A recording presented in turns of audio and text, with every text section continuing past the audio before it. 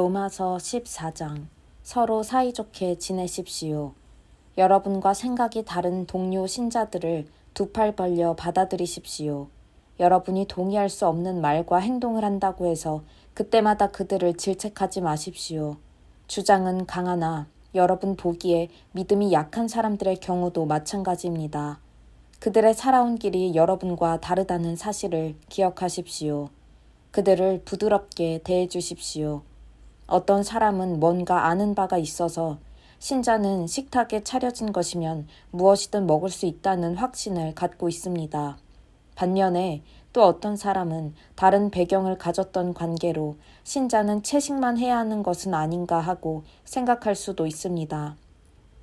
그러나 두 사람 모두 그리스도의 식탁에 초대받은 손님입니다.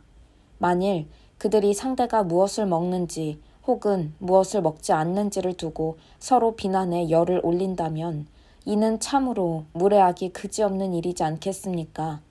하나님께서 그 두 사람 모두를 식탁에 초대하셨기 때문입니다. 손님인 여러분에게 손님 명단에서 누구를 지워버리거나 하나님의 환대에 간섭할 권한이 있겠습니까? 바로잡아야 할 것과 익혀야 할 예절 등이 있다면 하나님이 알아서 하실 것입니다. 여러분의 도움 없이도 말입니다.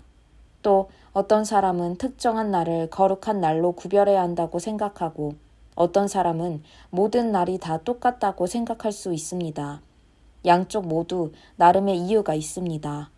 각자 자유롭게 자기 양심의 신념을 따르면 됩니다. 중요한 것은 이것입니다. 어떤 날을 거룩한 날로 지킨다면 하나님을 위해 그렇게 하십시오. 고기를 먹는다면 하나님의 영광을 위해 그렇게 하고 갈비를 주신 하나님께 감사드리십시오. 채식주의자라면 하나님의 영광을 위해 채식을 하고 브로콜리를 주신 하나님께 감사드리십시오. 이런 문제에 있어서 자기 마음대로 행동해도 괜찮은 사람은 아무도 없습니다. 우리는 서로에게가 아니라 하나님께 답변할 책임이 있습니다. 우리는 태어나서 죽을 때까지 우리가 행한 모든 것에 대해 그분이 물으시면 답변할 책임이 있습니다. 예수께서 사시고 죽으시고 다시 살아나신 이유가 바로 이것입니다. 삶과 죽음의 전 영역에 걸쳐 우리의 주인이 되셔서 서로가 서로에게 행하는 소소한 폭정으로부터 우리를 자유롭게 만드시기 위함이었습니다. 그러므로 형제를 비판하는 여러분은 지금 무엇을 하는 것입니까? 자매 앞에서 잘난 척하는 여러분은 지금 무엇을 하는 것입니까? 여러분은 스스로 어리석은 사람, 아니 그보다 못한 사람이 되고 있을 뿐입니다. 결국 우리 모두는 다 함께 하나님을 뵐 때에 심판대에 나란히 무릎 꿇게 될 사람들입니다. 여러분이 비판적이고 잘난 척하는 태도를 취한다고 해서 그 심판대에서 여러분의 자리가 한 치라도 더 높아지는 것은 아닙니다. 성경 말씀을 찾아 직접 읽어보십시오. 하나님이 말씀하신다. 내가 살아 숨쉬고 있기에 결국 모두가 내 앞에 무릎 꿇게 될 것이며 모든 혀가 있는 그대로의 진실을 말하게 될 것이다. 내가 오직 나만이 하나님이라는 진실을. 그러므로 여러분은 여러분 일에 전념하십시오. 하나님 앞에서 여러분 자신의 삶만으로도 여러분은 이미 할 일이 많습니다. 남에게 이래라 저래라 하던 것을 그만두십시오. 오히려 여러분이 관심 가져야 할 일은 이것입니다. 쓸데없이 다른 사람의 길에 끼어들어서 어려운 삶을 더 어렵게 만들지는 않는지 살피는 것입니다. 내가 확신하기로 이는 예수께서 주신 확신입니다. 모든 것이 그 자체로는 거룩한 것입니다. 물론 우리가 그것을 대하는 방식, 그것에 대해 하는 말들 때문에 그것을 더럽힐 수는 있습니다. 만일 여러분이 다른 사람이 먹는 것과 먹지 않는 것을 가지고 큰 화제거리로 만들어 그들을 혼란에 빠뜨린다면 여러분은 지금 그들과 사랑의 교제를 나누는 것이 아닙니다. 그렇지 않습니까? 기억하십시오. 그리스도께서 바로 그들을 위해 죽으셨습니다. 그런데 여러분은 고작 먹는 문제로 그들을 지옥에 보내겠다는 말입니까? 하나님이 축복하신 음식이 영혼을 독살하는 일에 이용되도록 놔두겠다는 말입니까? 하나님 나라는 무엇으로 배를 채우느냐 하는 문제가 결코 아닙니다. 하나님 나라는 하나님께서 여러분의 삶으로 무엇을 하시느냐 하는 문제입니다. 그분은 여러분의 삶을 바로 세우시고 온전케 하시며 기쁨으로 완성시키십니다. 여러분이 할 일은 일편단심으로 그리스도를 섬기는 일입니다. 다만 그 일을 하십시오. 그러면 여러분은 일석이조의 효과를 얻을 것입니다. 여러분은 여러분 위에 계신 하나님을 기쁘게 해드리면서 여러분 주변 사람들에게도 여러분의 값어치를 증명해 보일 수 있게 됩니다. 그러므로 우리는 서로 사이좋게 지내는 일에 힘을 다하고 뜻을 모아야 합니다. 격려의 말로 서로 도와주십시오. 흠을 잡아 풀이 죽게 만들지 마십시오. 분명 여러분은 저녁 식탁에 무엇이 올라오고 무엇이 올라오지 않는지 하는 문제 때문에 여러분 가운데 일하고 계신 하나님의 일이 좌초되는 것을 바라지 않을 것입니다. 그렇지 않습니까? 나는 전에도 말한 바 있고 앞으로도 계속 말할 것입니다. 모든 음식은 다 좋은 것입니다. 하지만 여러분이 그것을 나쁘게 이용한다면, 다른 사람들을 걸고 넘어뜨리려고 때려 눕힐 목적으로 이용한다면 그것은 나쁜 것이 될 수 있습니다. 식사 자리에 앉을 때 여러분의 주된 관심은 여러분의 뱃속을 채우는 것이 아니라 예수의 생명을 나누는 것이어야 합니다. 그러므로 함께 식사하는 다른 사람들을 세심하게 배려하고 예의를 지키십시오. 마음껏 사랑을 나누는 일에 방해되는 것이면 먹는 것이나 말하는 것이나 그 무엇이든 하지 마십시오. 각자 자신과 하나님과의 관계를 가꿔 나가되 여러분의 방식을 다른 사람들에게 강요하지는 마십시오. 만일 여러분의 행위와 신념이 일치한다면 여러분은 행복한 사람입니다. 그러나 그렇지 않다면, 여러분이 행하는 바와 여러분이 믿는 바가 일치하지 않다면, 어떤 날은 사람들에게 자신의 의견을 강요하다가 어떤 날은 그저 그들을 기쁘게 해주려고만 한다면, 그때는 여러분 스스로도 앞뒤가 맞지 않는다는 것을 잘 알 것입니다. 여러분이 사는 방식과 여러분이 믿는 바가 일치하지 않는 것은 잘못입니다. 로마서 15장. 우리 가운데 믿음이 강건한 사람들은 약해서 비틀거리는 사람들을 보면 다가가 손 내밀어 도와야 합니다. 그저 자기 편한 대로만 살아서는 안 됩니다. 힘은 섬기라고 있는 것이지 지위를 즐기라고 있는 것이 아닙니다. 우리는 늘 어떻게 하면 도움을 줄 수 있을까? 물으며 주변 사람들의 유익을 도모할 필요가 있습니다. 예수께서 하신 일이 바로 이것입니다. 그분은 사람들의 어려움을 외면한 채 자기 편한 길을 가지 않으셨습니다. 그분은 그들의 어려움 속으로 직접 뛰어드셔서 그들을 건져주셨습니다. 성경은 이를 내가 어려움에 처한 사람들의 어려움을 짊어졌다는 말로 표현하고 있습니다. 비록 오래전에 쓰여진 말씀이지만 여러분은 그 말씀이 다름 아닌 우리를 위해 쓰여진 말씀임을 확신할 수 있습니다. 하나님은 성경이 보여주는 하나님의 성품, 한결같고 변치 않는 부르심과 따뜻하고 인격적인 권면, 이 또한 우리의 성품이 되기를 원하십니다. 우리가 늘 그분이 하시는 일에 깨어있는 사람이 되기를 바랍니다. 믿어오시고 한결같으시며 따뜻하고 인격적이신 하나님께서 여러분 안에 성숙을 길러주셔서 예수께서 우리 모두와 그러하시듯 여러분도 서로 사이좋게 지내기를 바랍니다. 그럴 때 우리는 합창대가 될 것입니다. 우리 소리뿐 아니라 우리 삶이 다 함께 어우러져서 우리 주 예수의 하나님이시자 아버지이신 분께 우렁찬 찬송을 부르게 될 것입니다. 그러므로 여러분은 하나님의 영광을 위해 서로를 두 팔 벌려 받아들이십시오. 예수께서 그렇게 하셨습니다. 이제 여러분이 그렇게 할 차례입니다. 하나님의 목적에 늘 충실하셨던 예수께서 먼저 유대인들에게 특별히 다가가셔서 그들의 조상이 받은 옛 약속들을 실현시키셨습니다. 그 결과로 이방인들이 자비를 경험하고 하나님께 감사드릴 수 있게 되었습니다. 우리에게 실현될 성경의 그 모든 말씀을 한번 생각해 보십시오. 그때 나는 이방인들과 더불어 찬송 부르리라. 주님의 이름을 향해 노래하리라. 또한 이방인과 유대인 모두가 함께 즐거워하여라. 또한 모든 나라 사람들아 하나님을 찬양하여라. 모든 피부색, 모든 인종의 사람들아 마음껏 찬양을 울려라. 이사야도 말했습니다. 우리 조상 이새의 뿌리가 땅을 뚫고 나와 나무만큼 크게 자란다.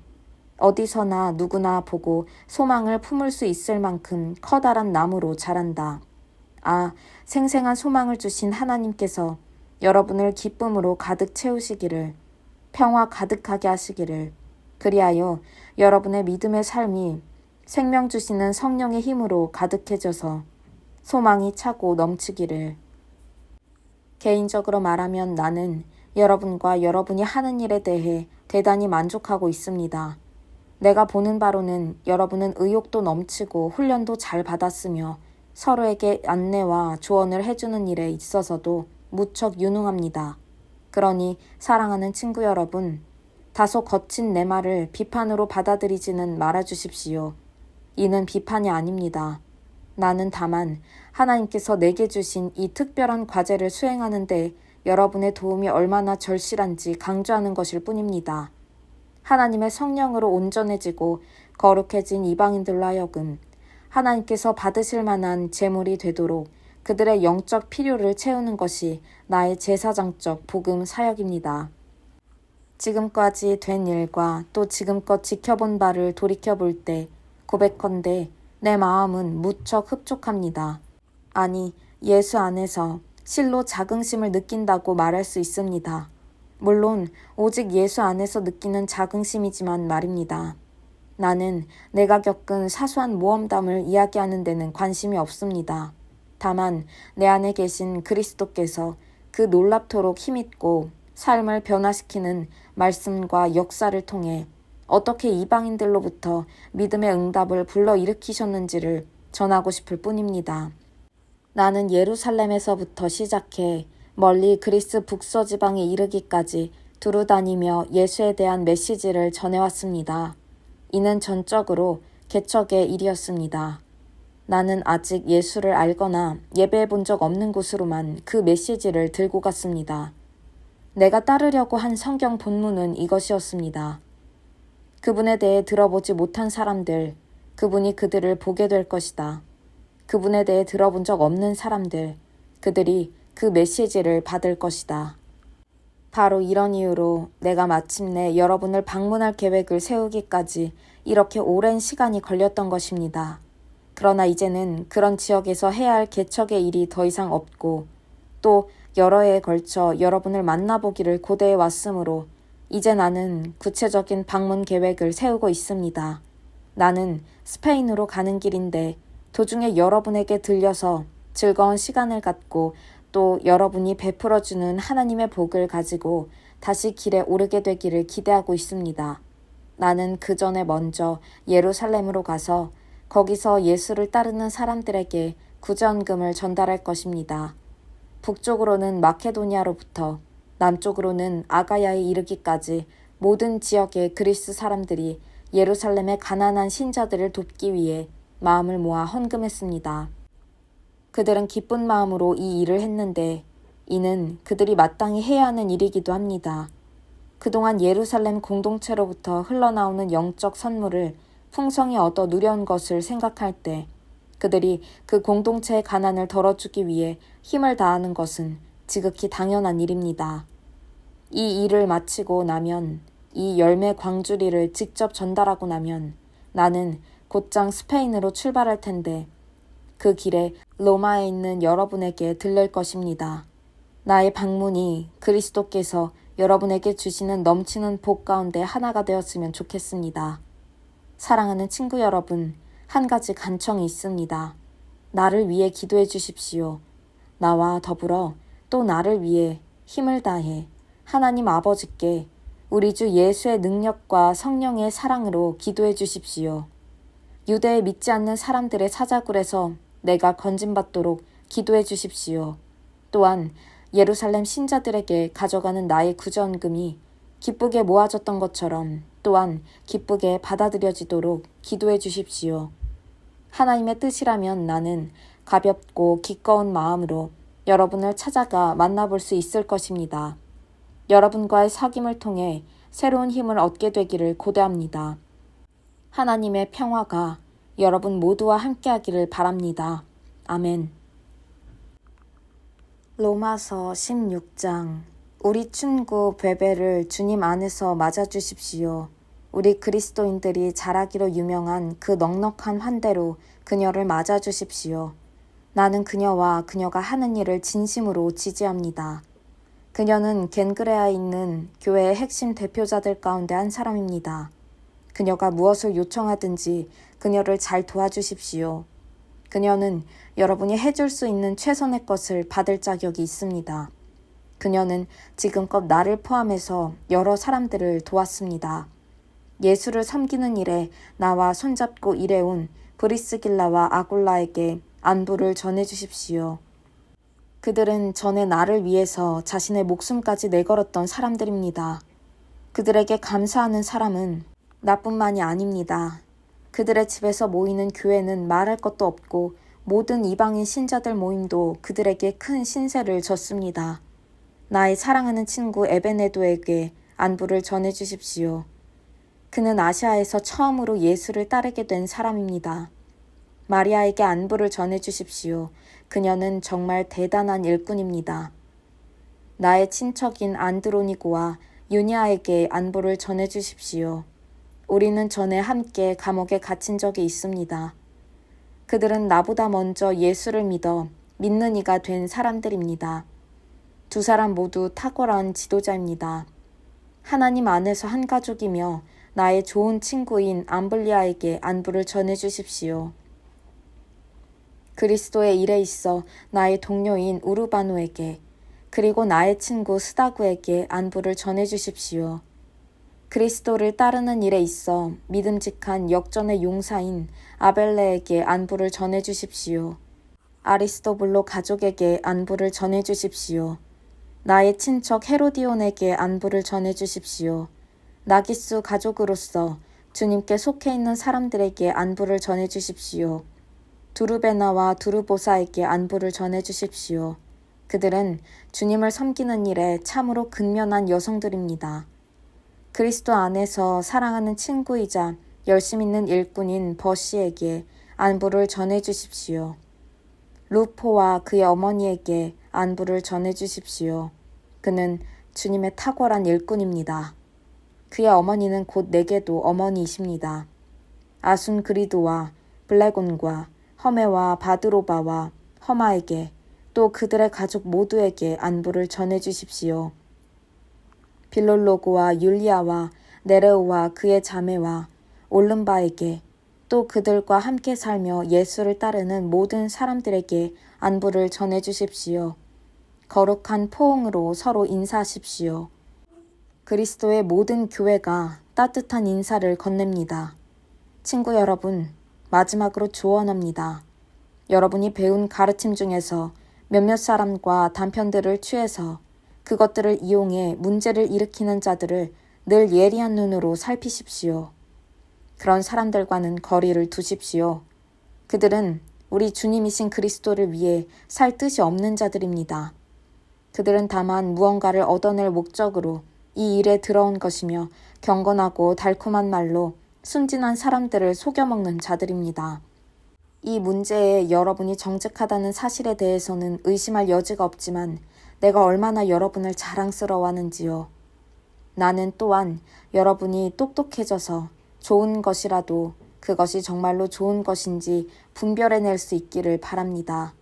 달콤한 말을 들려주는 악에 대해서는 순진한 사람이 되지 마십시오. 늘 깨어있으십시오. 그러면 어느새 평화의 하나님께서 두 발로 사탄을 땅바닥에 짓이겨 주실 것입니다. 늘 예수께서 주시는 최고의 것을 누리십시오. 우리 쪽에서 건네는 인사가 더 남았습니다. 나의 동역자 디모데와 나의 친척 루기오와 야손과 소시바더가 여러분에게 안부를 전합니다.